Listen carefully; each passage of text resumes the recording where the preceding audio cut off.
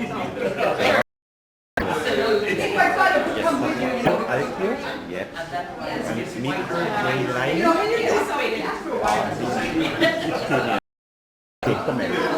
Mikko Merilainen. Mikko Merilainen. Very good.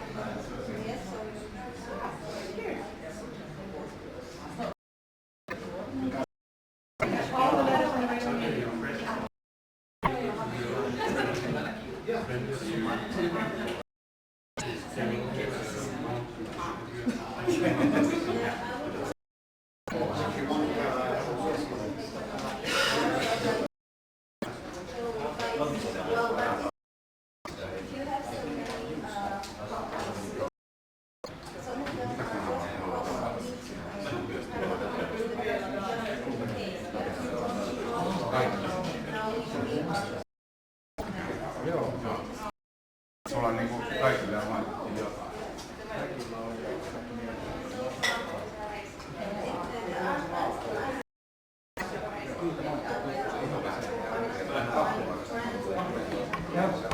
Mutta sitten vasta kun ollaan lähdetty noin kiinni.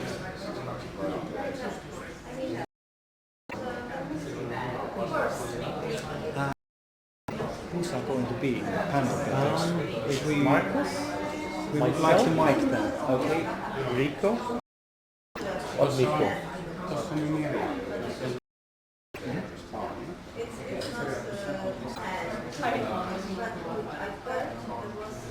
Are you one of Yeah. So this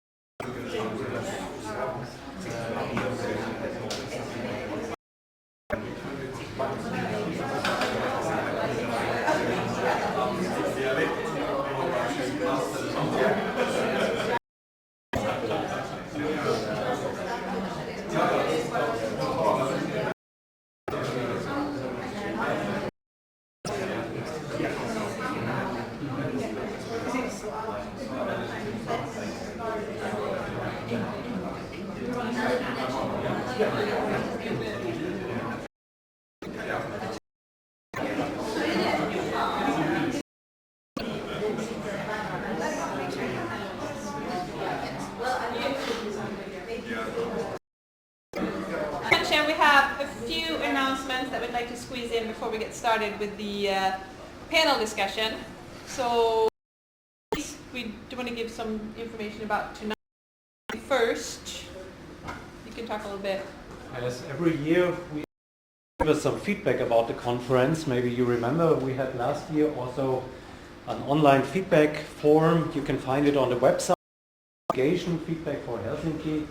So please, everyone, take 10 minutes time, maybe this afternoon, tomorrow in the morning, and fill us out the feedback form so we can know are there things to improve.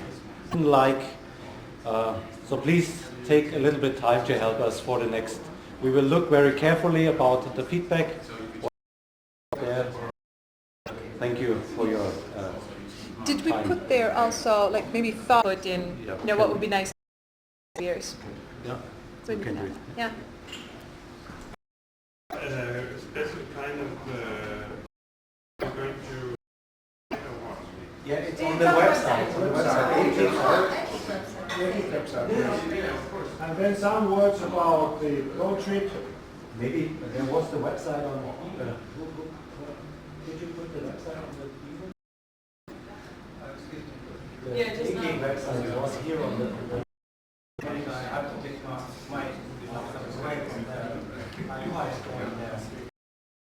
You just go on ECIC.org and you find it in the right navigation. Both leaves from the harbor, 7 there, 6:30. Both leaves, when you go to the city, here left from the door, on the right side there is an old market hall. And after the market there is a boat place and boat calls. I'm there 15 minutes before 6. Very nice opportunity to see the Helsinki and the island near Helsinki coast. And if you feel that we're sort of annual No. about we'll leave on time, and we would Yeah. really like you to be on board leaves. So just like the boss or what? yes, not leave when the boat has to This leave. So time, we don't. the website is the real one, not the room. Early leave. Happened Exact place where the boat is? 300 old market hall. Yes. And that there is a place for the I will be there 15 Thank you. past 6. Will anybody go there, like right after we're done? Somebody could go there if you want, like if you have the same sort of sense of finding your way around like I do. Yeah. If you just go You've been there, Yeah, and then split up from there, and then you know where to come back I can to. walk with you there, this panel, because the boat is leaving now 2 o'clock for a road, and it's not there at the time when we walk through that. Maybe someone could just use Google Maps and drop a point there and then post that link in there. That would make it extremely easy to find both for everyone. that's Google Maps. What's Google Maps? Oh, you're German, right?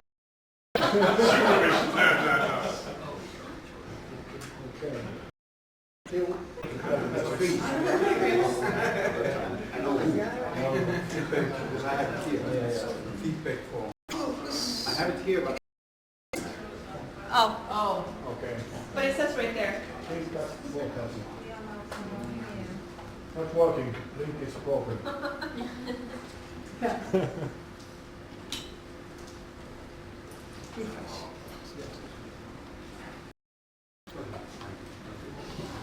Maybe we can start, or do we wait? How long is it gonna take Mika to come here? at least 20 minutes. 20 minutes, so I think it's better 20 minutes from now. Well, he said that Okay. he would be there in a to few. fill out But the it might online. be the car, I don't know, so maybe you can, and he can jump in. So, then we're gonna start.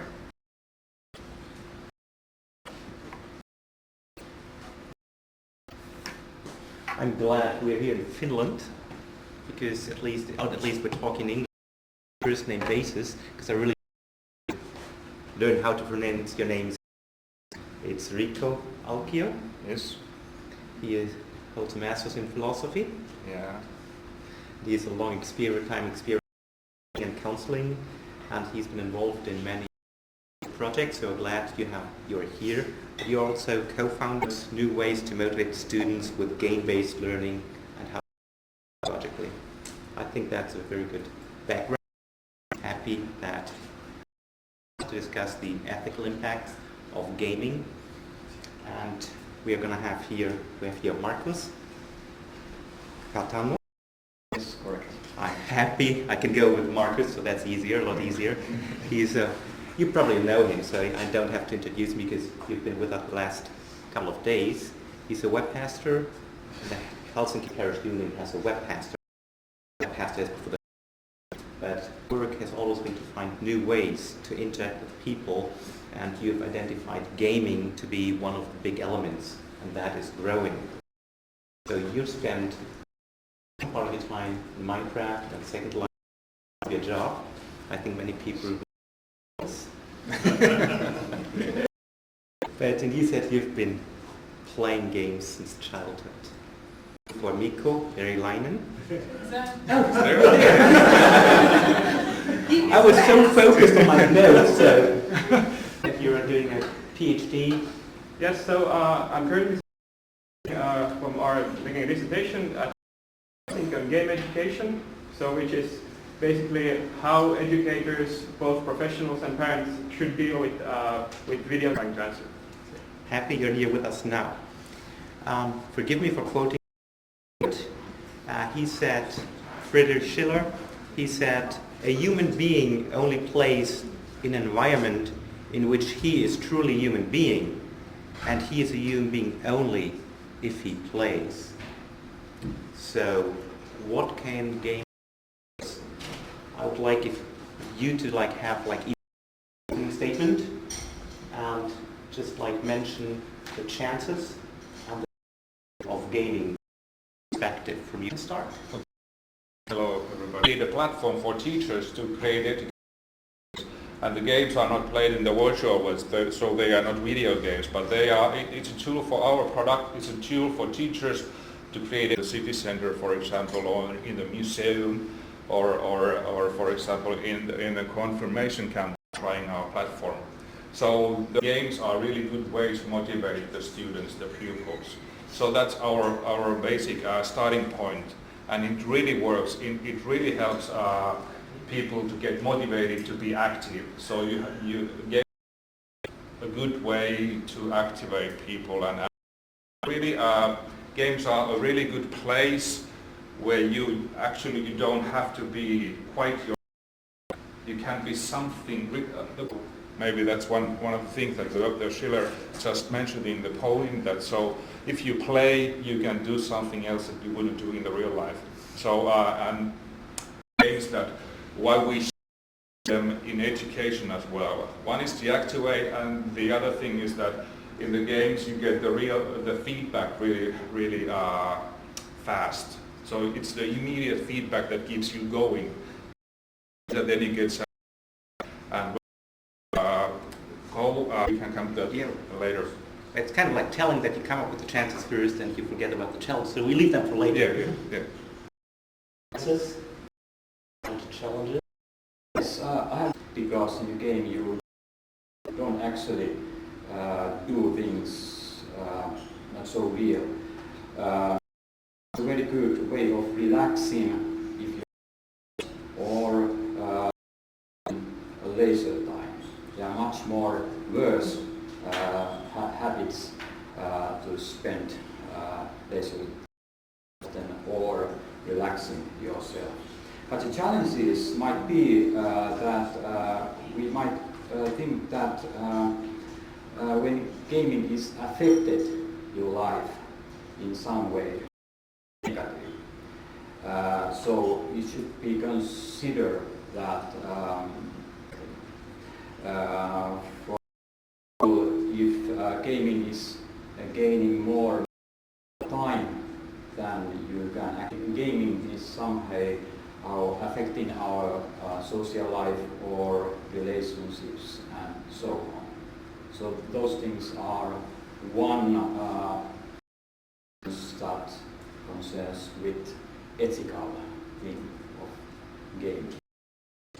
Well, I'll quite much echo what they said before, but also I would like to bring up the issue that in my view we should view games and gaming as first and foremost culture, which is valuable in itself. So not can teach us or give us other benefits because it is like literature or there is you don't go to the opera because you want to learn Italian or because you want to learn musical theory, but you go to the opera. It's a great it's event, and you can enjoy the music, and you will feel and all the emotions that the music brings up. They are the things to the opera. Sort of it is in itself, not because it provides some like external benefit. With the challenges, some key points came up there. So I think also that. Okay, thank you. I hope we're going to have Twitter feed somewhere here so you can post questions and ask questions to the panelists. So if you don't have Twitter at hand, I mean, but anyone else through the stream can just ask on Twitter, so we probably will have a good discussion. I'm just like, we have like some questions to begin with, but you were like so enthusiastic about gaming, and the last days I've been here, I really became enthusiastic about the chances. Even like good examples of what gaming is, what you can achieve through gamification. You just mentioned some of the negative aspects. Are there only good games, or are there some bad issues? Well, I think it. Really say that there are bad games. There are games which have bad content, just like we have books that have bad content are good. Not all games are good. For example, there are games that are aimed at promoting pro-social thinking, for example. But I think a lot all about content is about how we deal with the content. Not that much from an educational point of view, such as like very bloody war games or educational experiences. Even if it's not readily apparent that they can teach us, but still they can function as children. They already at age they start that why can't I punch someone in real life, but I can shoot someone, and that's already a prime place for it. Just to question a little bit, you mentioned books. There are good books and bad books.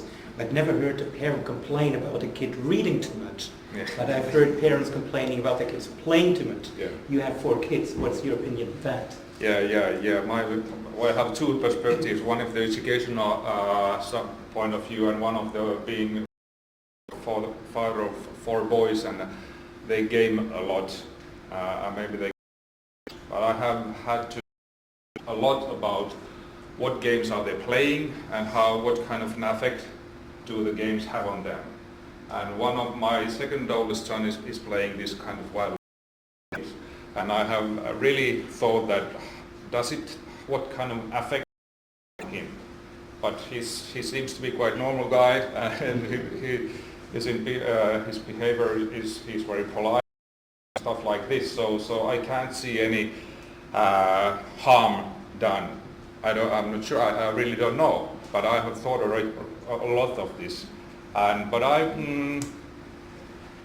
I watched. It was a late on Saturday evening one time. There was a TV program which was about kind of a counter-strike, or what was it, where the teams were playing against each other. It's about killing and conquering the players, but it was giving a goal. It was kind of the team was making they were planning how to make the goal in ice hockey, for example. They were playing as a team play. It wasn't a start that, well, does it have to be the killing thing? It motivates you to do things. And for the players, I think it's not about the opponent, but they are achieving the goals. And you have to jump to the next level to understand that it's not about the violent thing. They play NHL, they play FIFA also, so it's not always the games. But it's about achieving the goal. Maybe I the can goal was. question from an ethical perspective as well. Games help us to express ourselves, explore who we are. Are there limits where we should go? Well, I don't actually exactly know what would be the limits. Our normal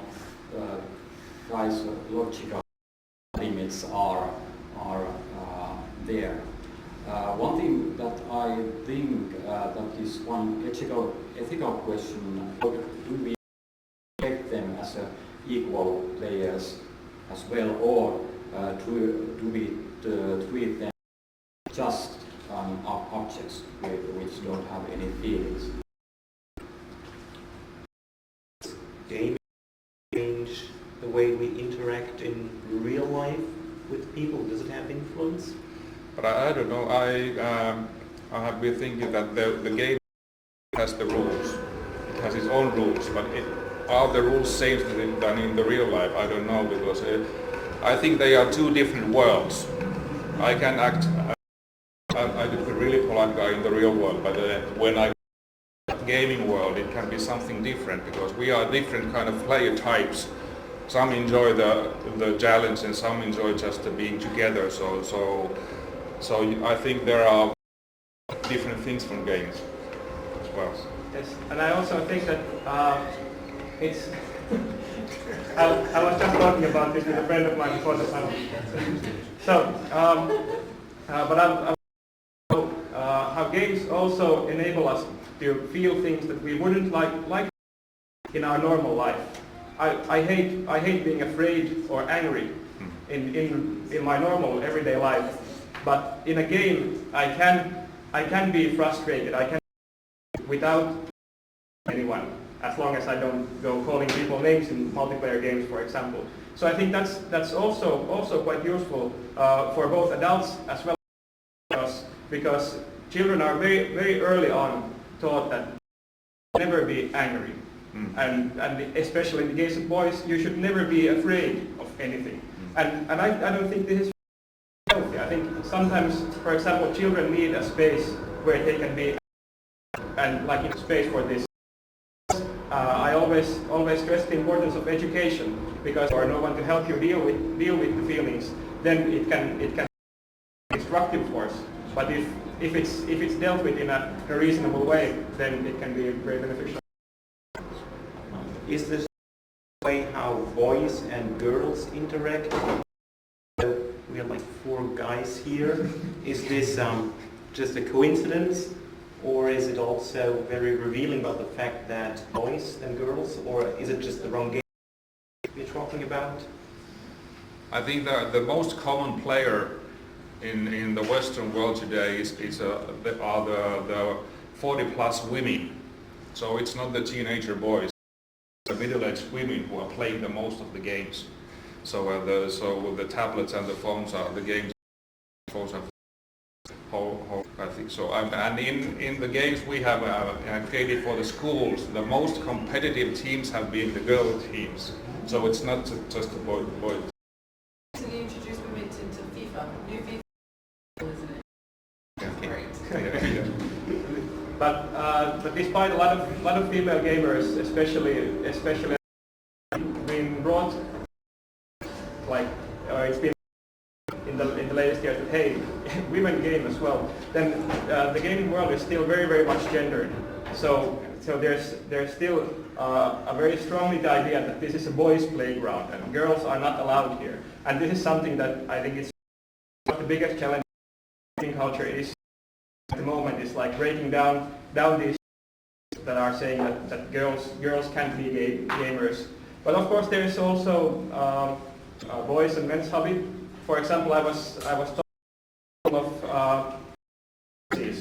and there were I think 80 people listening.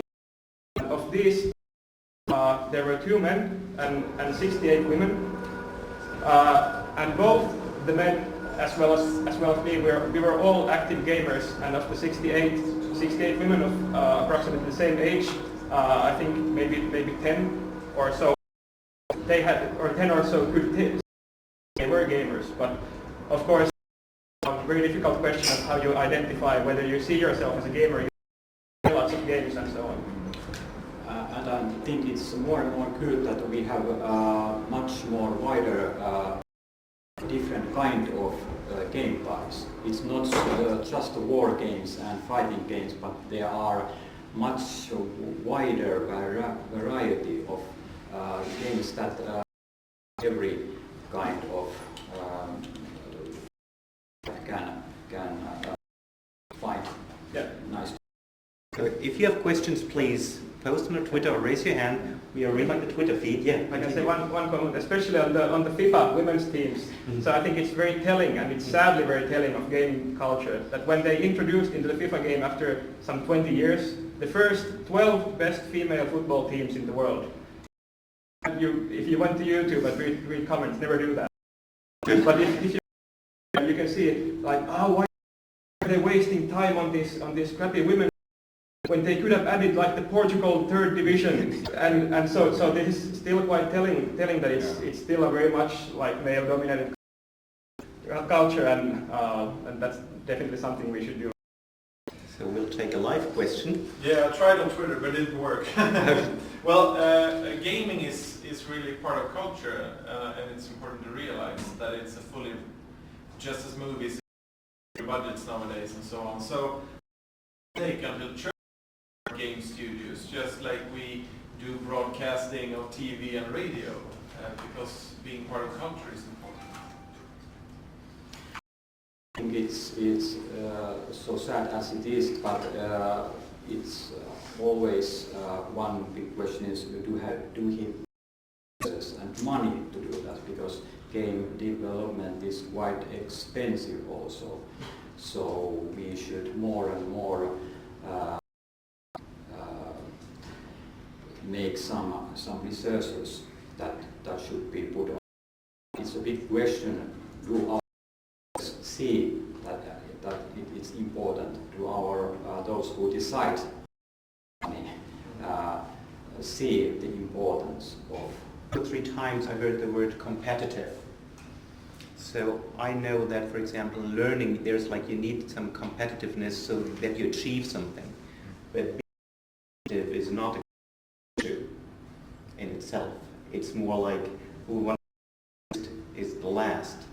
So if you have the very Christian approach, it's really hard to have these values games purposes, but also to like proclaim the gospel message. Well, it's not a very big problem about the competitive role of the games, but us to cope with different kinds would learn us to be loving to another people or feel compassion to those, because we have one greatest game rule of each other, and that is what we should think about Christian games. That you could grow in the game, you could grow as a person. Next level and jump to the next level in according to your ethic decisions in the game. So that makes you to grow as a person. So not just hit points or whatever. Yes. I don't know if this will be controversial. I think it will be controversial. Because I think that, for example, every when a genre of games, first-person shooters, which are usually known for being violent, they're usually war games, for example, but a lot of the genre of thinking games. So, as well as the option for violence, they also give the chance to simply go around, for example, your enemies. You can just sneak. Of course, if you're a thief or something, that might not be very Christian. But if the game chance, for example, to show mercy.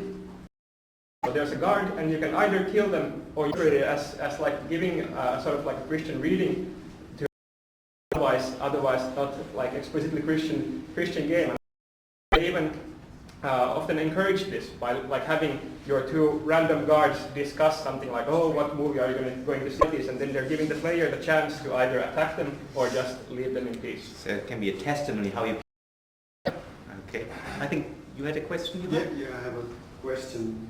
How we can create content to those games who are already exist, not make our own games, but using those games which are now already there, because as we heard, the developing of new games it takes millions. So and there are, of course, there are some Christian, but cross and they're killing the soldiers in there. Give them to our own content. Well, I think usually the experience that you have to create the visual world for the one game for the one purpose. It's kind of a big business also, so you have to make it good if you want it to succeed. The teacher creates the game or the educator, but it's not in the tablet. It's not the world. With our games, you explore the world, and the game is just to motivate you. But I think one of the big problem is that if you start to plan a serious game, so usually if that's your, usually you can put a stamp on that it's boring. So you have to use the kind of radical game elements and then just make it to serve your purpose. But we all are so used to in this kind of radical things in game, radical happenings in the game, so you can use them, just put your kind of a message in the game. So they are not the real life, so you have to dare to jump in the game world and then try to make it on your own. I think so. May I take you up on one of the things you said, and you put your message into the game. Basically, the person receives some subtle message.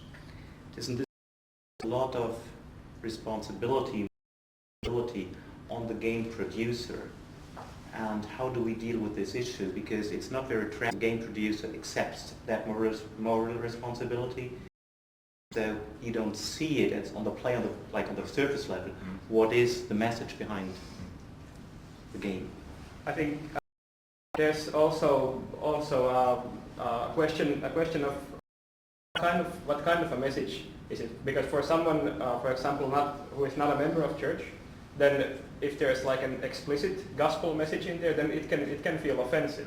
But if the message is about Christian ethics, if the key message of the film there, I think we could maybe look at movies, for example, where the message is often bloody and very not films about war, but they definitely have a message. War isn't good, but war is bad, and there's a pacifist sentiment underneath it. So maybe this could be one way to approach it. So that we should create different kind of that would reflect, for example, backgrounds and Christian ethics that fits in the game culture and are good enough. I think we shouldn't make bad games because it just doesn't make us to see any better. Game is teaching about Bible. Tell that this game goal has. But I have played one quite good Christian game recently. It was Joensuu made a mobile game that there was the game was 2048 game where you combine different kinds of, and they were switched to our symbols. So you played with our Christian symbols at the same time about the meaning of those symbols. So it was quite fun, and at the same time you learned a little bit about some of our content. Social environments, actually. They are social environments where people meet each other, and this is, if you have a certain game, the whole content can change by the gamers. So what do you think about could we give some new contents to these? Actually, every game are nowadays social games. and that's to make a decision that we want to teach with this thing, because there's the social, there are the fellow players who are gamers who are affecting on your decision, but it can help for the players, but it's not easy. No.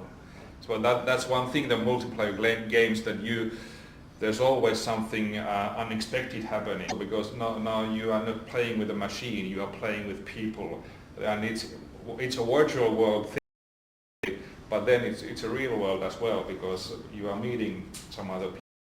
Maybe they are not the real ones in their real life, but they are real human beings as well. So and they think like you think, for example, as a human.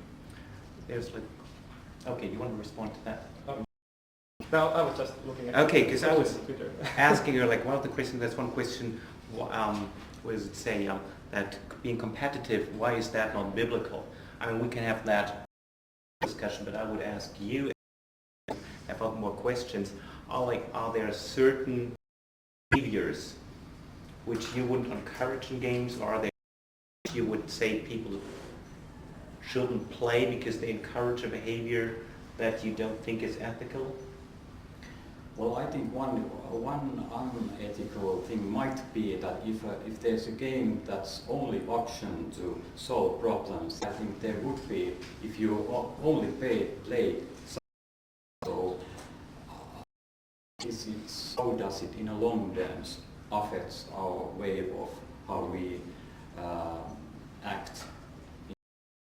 But it could be some kind of ethical question. Good example, there would be that you would be compassionate or help another players. So. Are there? Okay. Such a game where the only solution is. Well, some games I think I have seen that rise.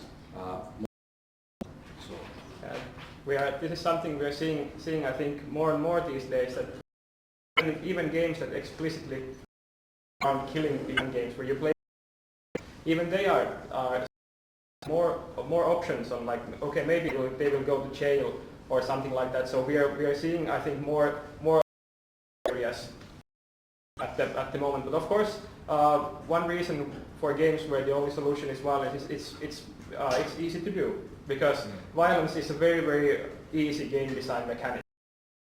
Starting from Super Mario Brothers or Space Invaders. So it's I think often also a result of just lazy game. It's much easier to just give the player the option than write lines of discussion or do things like this. So I think that's also. I think it's can you address the issue if there's like the option between like a violent solution and a non-violent, and the place, do you talk? You as pastor, or is there research on how you can talk about that with people so that they do not take? That I don't know if violence as such is a problem, but it's also of how the consequences of violence.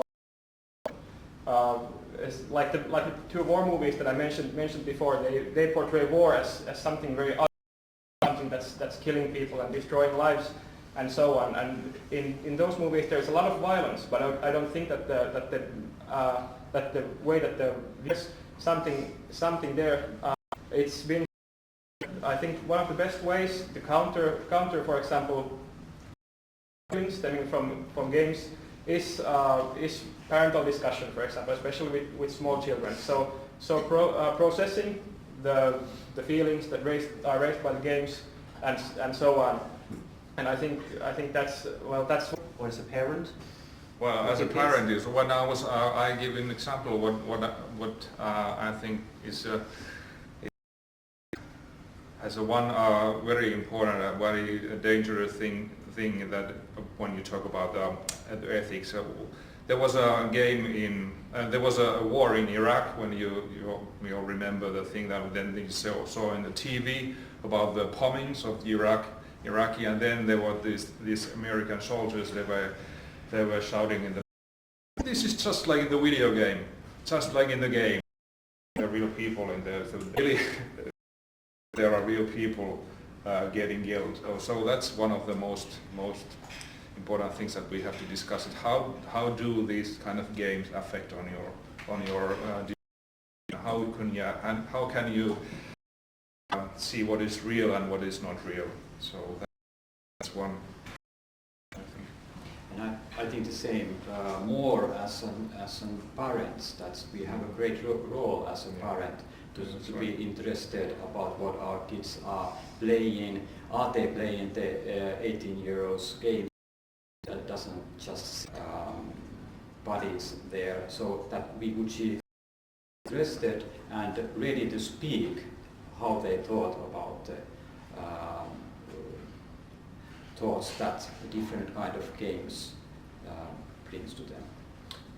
There were 2 questions. Yeah, we had like a sort of a side parallel discussion on Twitter about gaming, studio culture, and stuff like that. And there's Christian music industry, and they tend to be really bad. But when you allow yourself to be because you are trying to give a theological message, a very clear message, and then it becomes very simplistic. But if you focus on the human Narnia, Lord of the Rings, and other books like that, and perhaps games with their storytelling, connecting to what was said in yesterday's storytelling, could tap into that somehow. I don't know. What do you think? Yeah, that's Narnia thing that Twitter that I picked. But I think that's something that you're like onto something there, because fiction or literature or anything or media, it doesn't have to be just one thing. Mm-hmm. For example, I don't know how many of you have Mad Max film, but it's a film with loads of violent explosions, and it's over the top. It's just one big sequence for like an hour and a half. And it has like everything and like a post-apocalyptic wasteland and everything, but it's also one of the most feminist films to come out in recent years, and these 2 things action film, you have to say. Yeah, action film, yes. So these can coexist. It doesn't feel like it's like jamming a message down your throat, and if you don't want to view it as a feminist film, then you're free not to. But if you want to view it, then it's a very feminist film. So I think this is like kind of, a lot of games already are about a lone hero sacrificing themselves to save the world. So a very long leap. We should more cooperate with the mainstream game developers to offer our stories, just like in the movie industry. There are some mainstream good movies that had actually a quite big Christian point of view, if you find it there. So in the same kind, we offer our stories to the game developers so they could the game too. So if you're starting to create a Christian game, and that's the starting point, then create a good then it's ruined from the beginning. But if you create a good game and then you put a double twist with the main people working here. Do you think game developers would be open to that? I don't know, maybe. I think it should be intelligent enough. Yeah, it can't be too absurd or something that you should create enough intelligent and wise story, not obvious or too plain. Yeah, and okay. I think as someone who is not a member of the church, I would an explicitly Christian game, because but at its surface, the idea that okay, this is a Christian game, then why I wouldn't buy a Mormon game or some. But if it, well, I like the Narnia films and they're very Christian, and so if it's like one reading. There have been 2 questions. You look at the virtual reality and real life with the American soldiers. You said something about this is a question, how can you doubt that playing these killing films have this effect? I mean, very big question for me. How can you doubt what is the same in this environment? Current indication is that games may generate some short-term, even a bit longer-term aggression, especially competitive games. But to actual violent behavior, there is still a lot of discussion in the field. But I think we should remember is that even the media effects that we've seen, they are only a fraction of the things that economic background, mental health, and like family well-being and family life affect the situation. But if the situation in the family is difficult, then they are more susceptible to media effects. And of course we can maybe see here like a parallel. Let's not go too far. There are poor and the marginalized that go into the military to like find work and so on. So there's a connection, but it's not as explicit as, for example, media would have you believe. 1, 2, and 3. Yeah, this is more than comment. Always remember that in these games, and we have to think about, for example, the content of the games and especially the world view games, because many games come from the East, and in the games the view of world is the world view. Yeah, I just want to lift up the talk about violence in games. We've had these discussions 20 years ago with films.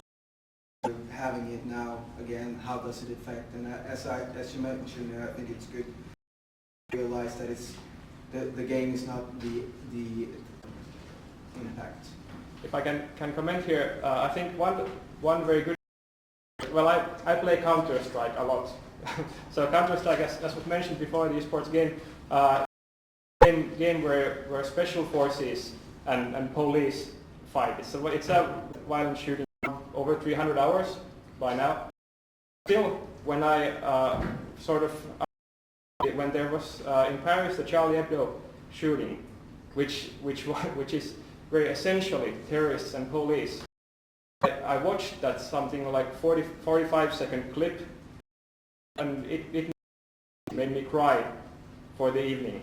It was something completely different, and I was very shocked about that. And of course, I didn't feel like playing the game for a few evenings, because seeing something like that in the real world, then you don't want to act it out after the next hours.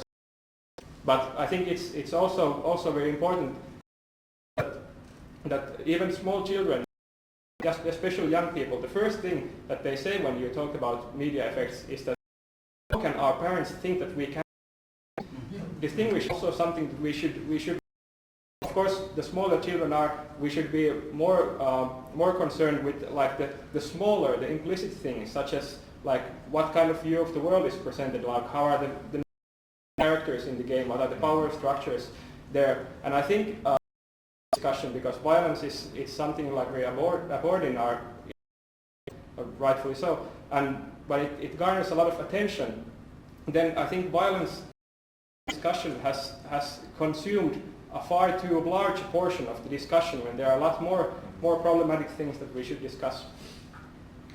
And I mind that we should all be much more concerned about what direction our industry, because there are drone pilots who are continent, there are the space between them and the target. It's easy to think that those are not humans in the screen. They are far away, they are just enemies, so that it lowers the use of the violence, because you don't have as a soldier the blows that you could feel that the target is actually human. Technique is going in that direction. We have soon war robots that make decisions. So So the whole industry is going to game. Okay. There was like one more here. As to the between games and violence in the other real world, research has sometimes suggested that there are two groups of players. One group of players seem to what's happening, having problems with the violent side of the games after a long period of playing. Any comment or? Yeah, very much so. Okay. Are there more questions? Are there more questions from you here? Okay. Yeah, leading on from that, talked a lot about the potential of games for learning. Mustn't we then also acknowledge that we can learn bad behaviors? Yeah. Yes. Yeah, and that's one of the key problems also, because then there is not much game industry. So games that are specifically designed make the player learn something. And one classical player type is a killer. The killers in the games, they get motivated by motivating the others and winning the opponent. There are some elements for maybe in every game for that player type as well. So maybe that could feed this kind of killer type in yourself if you're a player. Okay. Yeah. Last round of orders or last round of questions? There's one Well, more. I just thought, I agree, we shouldn't make a too big of violence, even in a Christian game, if we would make one. I mean, you could just read chapter 5 about the armor of God. I mean, there are a lot of pictures of war, even in the Christian, for the spiritual war. And I think we can see that in Narnia, we can see that in Lord of the Rings, for example. I would ask you to give us a concluding statement and answer a question. If you could have one wish to the church,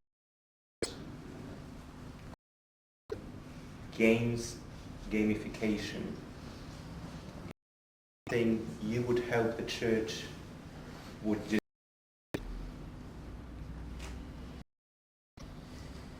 Or advice or wish.